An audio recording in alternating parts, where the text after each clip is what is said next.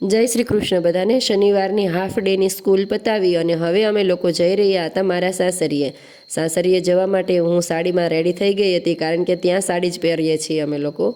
અને ત્યાં જવા માટે અમારે ઘણા ગામડા પાર કરી અને જવાનું હતું, એટલે નીકળી પડ્યા હતા।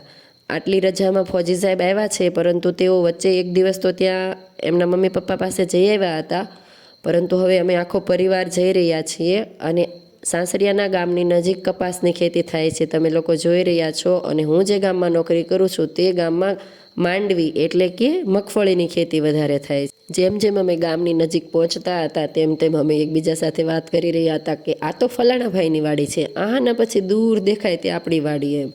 અને જેવા ઘરે પહોંચ્યા એટલે ધર્મ અને તેની દીદીની મસ્તી ચાલુ થઈ ગઈ। કપાસ ભરેલા ઘરમાં ચડવાનું, કપાસને ખૂંદવાનું, બસ આ જ તો તેમનું ફેવરેટ કામ છે અહીંયા આવીને। પરંતુ આ વર્ષે દિવાળી પછી થયેલા માવઠા એટલે કે કમોસમી વરસાદમાં કપાસમાં કે દરેક ખેતીમાં ઘણું નુકસાન કર્યું છે। હવે સમય થઈ ગયો હતો રાતનો, તો રાતના વાળુમાં શું બનાવવું તેનો ઘણો બધો વિચાર વિમર્શ કર્યા બાદ અમે દેરાણી જેઠાણીએ નિર્ણય કર્યો કે હવે થેપલા બનાવી નાખીએ। શિયાળાની ઋતુ હોય, સાથે ચૂલો હોય, ચૂલા ઉપર ગરમ ગરમ થેપલા ઉતરતા હોય, અને સાથે મેં બનાવી મેથીની ભાજી। મેથીના થેપલા અને મેથીની ભાજીનું કોમ્બિનેશન કંઈક અલગ જ છે। બસ આવું બધું જમવાનું શિયાળામાં મળી જાય એથી વધારે તો શું જ હોય। બસ પછી બધાએ સાથે મળી અને વાળું કર્યા અને સુખ દુઃખની વાતો કરી અને સૂઈ ગયા।